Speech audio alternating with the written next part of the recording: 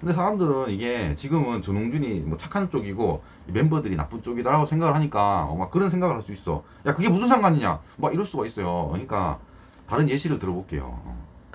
2022년 12월에 이런 기사가 났습니다. 아이들 소속사 큐브 엔터테인먼트가 카카오 엔터랑 800억 유통계약을 체결했대요. 이걸 예시로 한번 설명을 해볼게요. 그러니까 800억을 가져와가지고 이제 뭐 유통하면서 이걸 뭐 까겠다는 얘기 아니야. 그럼 이제 좋아해야 될 거 아니에요. 이게 아이들이. 근데 생각을 해봐. 갑자기 대표이사가 이렇게 와 들어오더만. 카카오랑 이게 800억 계약을 했는데 내 회사 좀 여기 끼워 넣을게. 이 카카오엔터에서 큐브 주고 이렇게 아이들한테 정산하는 구조가 아니라 이 중간에 지 회사를 하나 끼워 넣는데 그런 얘기를 하면 이 여자 아이들이 가만히 있겠습니까? 당연히 그건 인정할 수가 없는 거야. 뒤로 돈 빼먹는다는 얘기밖에 더 돼, 그게? 안 된다고, 그런 얘기를 하면. 응? 안녕하세요. 10번째 남자입니다. 피프티 4편입니다. 3편까지는 전홍준과 안성일의 싸움에 대해서 얘기를 했습니다. 4편부터는 이제 멤버들과 이 전홍준의 싸움에 대해서 얘기를 해볼까 합니다. 전홍준하고 안성일 싸움에서는 전홍준이 이제 공격하는 쪽이었고요. 이 멤버들과 안성일 싸움에서는 이제 멤버들이 공격하는 쪽입니다. 그러니까 이 공격하는 걸 받아내면 되는 거예요. 크게 세 가지를 걸었습니다. 첫 번째는 수익 항목을 누락하는 등 정산 자료를 성실하게 제공할 의무를 위반했다. 그리고 두 번째는 건강관리 의무를 위반했다. 그리고 세 번째는 지원 능력이 부족하다. 이렇게 걸었어요. 이걸 걸면서 야, 우리 나랑 일 못해, 해지할게, 뭐라는 겁니다. 사실 뭐 2번 3번 뭐 건강관리랑 지원 능력 부족 이거는 뭐 별거 아닌 것 같긴 합니다. 아니 뭐 건강관리라고 해봤자 뭐 엄청나게 혹살시켰다든지 병원을 간다는데 뭐 못 가겠다든지 그런 건 아니잖아요. 그냥 좀 쉬고 싶다고 하는데 야, 더 일해, 뭐 이런 정도이니까 별거 아닙니다. 카톡이 하나 나온 게 있거든요. 마지막에 보면 이렇게 좋은 성적일 때 요즘 아무것도 못하니 뭐 속이 타 들어가네, 뭐 저런 얘기를 했잖아요, 전홍준이. 그러니까 저게 뭐냐면은 눈치를 주는 거예요. 그러니까 그걸 다른 말로 하면 야, 빨리 나와서 일해, 뭐 이런 겁니다. 그러니까 대표가 야, 아무것도 못하니까 속이 타 들어간다 이러면 내가 아프다가도 막 이 위가 더 아파, 위가 이 스트레스를 받아서. 그러니까 지금 뭐 갑질이라고 보면 될 것 같고 뭐 그렇게 뭐 의무 위반이냐 걸기는 사실 쉽지 않을 거라 봅니다. 결국 첫 번째가 중요해요. 그러니까 정산 자료 제공 의무를 위반했다, 뭐 이런 내용인데 이거를 사람들이 착각을 하는데 아니 왜 매출이 나왔는데 돈을 왜 안 주냐 이런 내용이 아닙니다. 저 정산이라는 게요, 돈을 정산을 해달라라는 얘기가 아니라 이 정산 내역을 제대로 공개를 해달라라는 얘기입니다.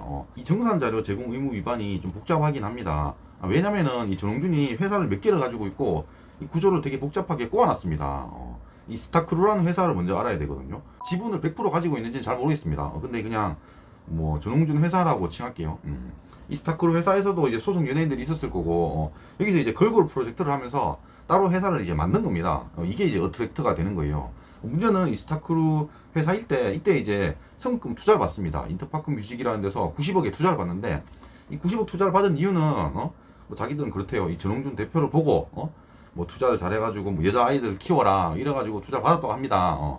이 돈을 가지고 이제 뭐 어트랙트 회사를 만들어서 여기서 이제 이 선급금을 이제 투입을 해가지고 뭐 투자를 하겠지. 그래서 이제 아이들을 키우는 거겠죠. 근데 이때 전홍준이 택한 방식이 뭐냐면 어트랙트를 만들고 나서 영업 양수도 형태로 해서 이 걸그룹 프로젝트 관련된 거 이쪽으로 다 이제 인수를 시킵니다.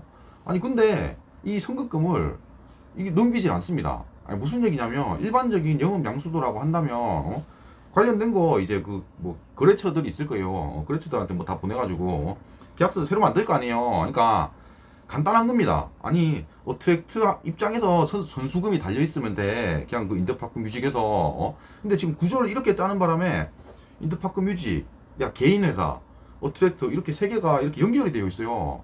연결을 할 필요가 없었습니다, 애초에. 그냥 인터파크 뮤직이랑 어트랙트랑 그냥 바로 계약을 하면 되는 거야. 영업 양수도를 할 때 그냥 양수도 했으면 끝나는 거예요. 근데 그걸 안 했다고. 왜 안 했냐 이겁니다. 왜? 그런 구조를 잘 짜질 않습니다. 그런 구조를 짜는 건 그냥 야로가 있는 겁니다. 뭐 해먹겠다라는 생각이 있는 거예요. SM에 이수만이 개인 회사가 있습니다. 그러니까 SM 엔터테인먼트가 있고 그 라이크 기획이라는 또 개인 회사가 있어요. 이 라이크 기획이라는 개인 회사가 이 거래처랑 SM 엔터테인먼트 사이에 들어가서 여기서 어떤 뭐 일을 하면서 수수료를 빼먹는다고. 이 금액이 대단합니다. 지금은 주주들이 난리를 쳐서 이걸 못하고 있습니다. 근데 뭐 한 십몇 년간 해가지고 엄청나게 많이 빼먹었다고. 근데 이게 합법적으로 가능합니다. 그러니까 얘가 그냥 SPC가 아니라 정말로 어떤 일을 처리를 하고 있다고. 물론 이수만 회사니까 여기서 일 처리를 할 수 있겠죠. 그런 식으로 이제 합법화가 돼가지고 나중에 상장까지 가서 이거를 걸 수가 없는 거예요. SM 엔터테인먼트도 이 이수만의 라이크 기획 이거를 걸 수가 없었다고. 주주들도 이걸 뭐 손을 댈 수가 없었어. 거의 뭐 한 십몇 년 동안. 그러니까 이대로 지금 상장이 돼가지고 많이 올라가면 나중에 이 스타크루 가운데 끼어있는 스타크루가 막 이게 돈을 먹고 있는데도 이게 합법적인 거야. 그러면은 그때 가서 손을 댈 수가 없습니다. 근데 사람들은 이게 지금은 전홍준이 뭐 착한 쪽이고 멤버들이 나쁜 쪽이다라고 생각을 하니까 막 그런 생각을 할 수 있어. 야 그게 무슨 상관이냐 막 이럴 수가 있어요. 그러니까 다른 예시를 들어볼게요. 2022년 12월에 이런 기사가 났습니다. 아이들 소속사 큐브 엔터테인먼트가 카카오 엔터랑 800억 유통계약을 체결했대요. 이걸 예시로 한번 설명을 해볼게요. 그러니까 800억을 가져와가지고 이제 뭐 유통하면서 이걸 뭐 까겠다는 얘기 아니야. 그러면 이제 좋아해야 될 거 아니에요. 이 아이들이. 근데 생각을 해봐. 갑자기 대표이사가 이렇게 와 들어오지만 카카오랑 이게 800억 계약을 했는데 내 회사 좀 여기 끼워 넣을게. 그런 얘기를 하면 이 여자 아이들이 가만히 있겠습니까? 당연히 그건 인정할 수가 없는 거야. 뒤로 돈 빼먹는다는 얘기밖에 더 돼. 그게 안 된다고 그런 얘기를 하면. 응? 물론 정산만 제대로 되면 상관이 없습니다. 그러니까 이런 복잡한 구조가 될수록 이 정산이 중요해진다고요.